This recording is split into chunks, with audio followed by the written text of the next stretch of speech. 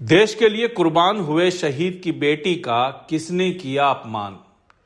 किस मुख्यमंत्री के सुरक्षाकर्मियों ने शहीद की बेटी को मारे धक्के? शहीद के परिजनों को क्यों भारी पड़ गया मुख्यमंत्री योगी से मिलना? विराट कोहली और धोनी की बेटियों को क्यों मिली बलात्कार की धमकी? बताऊंगा सब कुछ, बने रहिए मेरे साथ। वीडियो को लाइक कीजिए, चैनल को सब्सक्राइब कीजिए। जय हिंद दोस्तों, आप देख रहे हैं हेलो डे मीडिया और मैं हूं आपका अपना परवेज इकबाल। लखीमपुर खीरी की लकीरें एक बार फिर भाजपा के चेहरे पर उभरती दिख रही हैं। कुछ दिन पहले लखीमपुर मामले में योगी को नसीहत देने वाली शहीद की बेटी को भाजपा की आईटी सेल द्वारा ट्रोल करने से यह मामला चर्चा में आया था। वहीं अब लखीमपुर खीरी मामले में जांच कर रही एसआईटी ने भी घटना के लिए केंद्रीय मंत्री अजय मिश्रा के बेटे आशीष मिश्रा को घटना के लिए जिम्मेदार बताकर भाजपा की मुसीबतें और बढ़ा दी हैं। हालांकि लखीमपुर खीरी पर भी बहुत कुछ कहा जा सकता है, लेकिन फिलहाल हम राष्ट्रवाद के नाम पर शहीदों की बेटियों का अपमान करने वाले पाखंडी राष्ट्रवादियों की बात करेंगे। क्योंकि पिछले दिनों सेना के हेलीकॉप्टर हादसे में शहीद हुए सैन्य अधिकारी की मासूम बेटी को तथाकथित राष्ट्रवादियों की ट्रोलर गैंग ने इतना ट्रोल किया कि अपने अपमान से दुखी होकर उस शहीद की बेटी को अपना ट्विटर हैंडल ही डीएक्टिवेट करने को मजबूर होना पड़ा। इससे एक बार फिर यह साबित हो गया कि अपनी सियासत में राष्ट्रवाद और देशभक्ति का बघार लगाकर अपनी राजनीतिक हांडी पकाने वाली इस गैंग के लिए देशभक्ति के मायने सिर्फ और सिर्फ भगवा गैंग की हिमायत या भाजपा सरकार की चापलूसी तक ही सीमित है। भगवा गैंग ने बड़ी कुटिलता से राष्ट्रवाद का फर्जी चोला ओढ़ लिया है।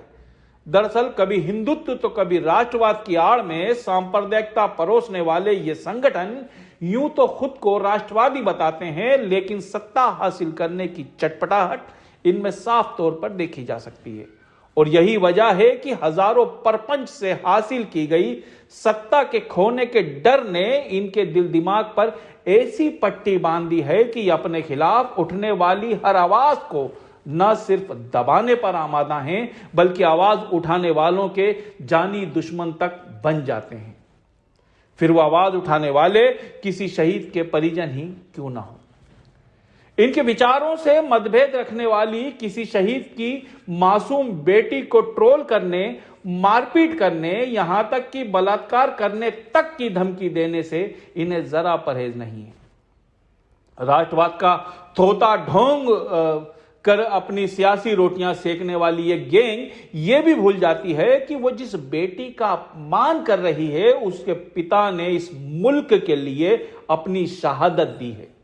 इतना ही नहीं, किसी मासूम बच्ची को बलात्कार की धमकी देने वाले इन पाखंडियों को इतना भी याद नहीं रहता कि जिस हिंदुत्व की रक्षा का वो ढोंग करते हैं, उसी हिंदू धर्म में बेटी को देवी के रूप में पूजा जाता है। वैसे भी इस भगवा ट्रोलर गैंग के लिए किसी शहीद की बेटी का यह अपमान कोई पहली घटना नहीं है। इससे पहले भी ये तथाकथित स्वयंभू राष्ट्रवादी धर्म के ठेकेदार शहीद की बेटियों का अपमान कर चुके हैं। आज मैं आपको ऐसी ही कुछ घटनाओं के बारे में बताऊंगा। तो बात की शुरुआत एक ताजा मामले से करते हैं। मामला कुछ यूं है कि हाल ही में जिस हेलीकॉप्टर हादसे में देश के सीडीएस बिपिन रावत शहीद हुए थे, उसी हादसे में ब्रिगेडियर लखवंत सिंह लिद्दर भी शहीद हुए थे। उनके अंतिम संस्कार के दौरान उनकी बेटी आसना लिद्दर ने अपने शहीद पिता की विदाई के कुछ वीडियो और कुछ तस्वीरें ट्विटर पर पोस्ट की थी। इन तस्वीरों को पोस्ट करते ही तथाकथित राष्ट्रवादियों की ट्रोलर गैंग ने आसना को उनके एक पुराने ट्वीट को लेकर निशाना बनाना शुरू कर दिया। दरअसल ये पूरा मामला कुछ यूं है कि किसान आंदोलन के दौरान जब लखीमपुर खीरी में केंद्रीय मंत्री अजय मिश्रा के बेटे आशीष मिश्रा ने आंदोलन कर रहे किसानों पर अपनी जीप चढ़ाकर 4 किसानों को मौत की नींद सुला दिया था, तब कांग्रेस नेता प्रियंका गांधी किसान परिवारों से मिलने लखीमपुर खीरी जाना चाहती थी। लेकिन यूपी पुलिस ने उन्हें गिरफ्तार कर सीतापुर गेस्ट हाउस में बंदी बना दिया था। उसी दौरान कांग्रेस ने गेस्ट हाउस में झाड़ू लगाती हुई प्रियंका गांधी का एक वीडियो जारी कर यह कहा था कि योगी सरकार की कार्रवाई के विरोध में हमारी नेता ने महात्मा गांधी के बताए हुए रास्ते को चुना। इस ट्वीट के जवाब में जब उत्तर प्रदेश के मुख्यमंत्री योगी आदित्यनाथ से प्रतिक्रिया मांगी गई तो उन्होंने कहा था कि शायद जनता उनको इसी लायक बनाना चाहती है। योगी की इस टिप्पणी पर शहीद लखविंदर सिंह लिद्दर की बेटी आसना ने उस वक्त ट्वीट कर योगी का विरोध करते हुए उन्हें उत्तर प्रदेश में अशांति दूर करने की सलाह दी थी। कट्टरपंथी भगवा गैंग को योगी का यह विरोध बिल्कुल रास नहीं आया और उन्होंने इस ट्वीट को लेकर शहीद की बेटी को गंदे लफ्जों में ट्रोल करना शुरू कर दिया। आसना लिद्दर भगवा टोलर गैंग का शिकार होने वाली कोई पहली बेटी नहीं है। कारगिल युद्ध में शहीद होने वाले मनदीप सिंह की बेटी गुरमोहर कौर ने भी जब अपने पिता को याद करते हुए कहा था कि उनके पिता को पाकिस्तान ने नहीं बल्कि युद्ध ने मारा है, तब गुरमेहर कौर को यह बयान फर्जी राष्ट्रवादियों को इतना नागवार गुजरा था कि भाजपा के छात्र संगठन एबीवीपी यानी अखिल भारतीय विद्यार्थी परिषद के गुंडों ने इस कारगिल शहीद की बेटी के साथ कॉलेज में मारपीट तक कर डाली थी। दिसंबर 2017 में ही गुजरात के तत्कालीन मुख्यमंत्री विजय रूपाणी के सुरक्षा कर्मियों द्वारा एक शहीद की बेटी को धक्के मारकर सभा से निकालने के मामले ने भी काफी तूल पकड़ा था। दरअसल बीएसएफ के शहीद जवान अशोक तड़वी की शहादत के वक्त गुजरात सरकार ने कई घोषणाएं की थी, लेकिन जब उन्हें पूरा नहीं किया गया तो इसी सिलसिले में शहीद तड़वी की बेटी रूपल तड़वी एक सभा के दौरान मुख्यमंत्री विजय रूपाणी से मिलना चाहती थी, लेकिन रूपाणी की महिला सुरक्षा कर्मियों ने इस शहीद की बेटी को धक्के मारकर वहां से हटा दिया।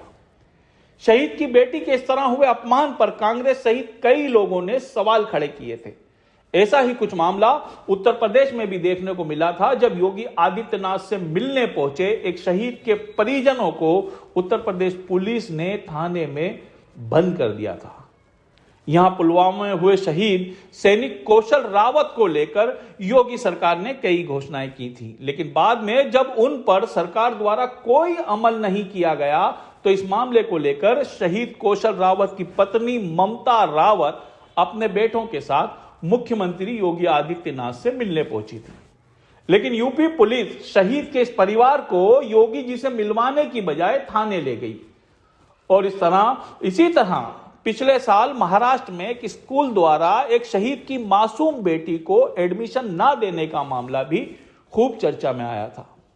शहीद की पत्नी शीतल कदम के मुताबिक सेना में कार्यरत उनके पति 2016 में जम्मू में शहीद हो गए थे।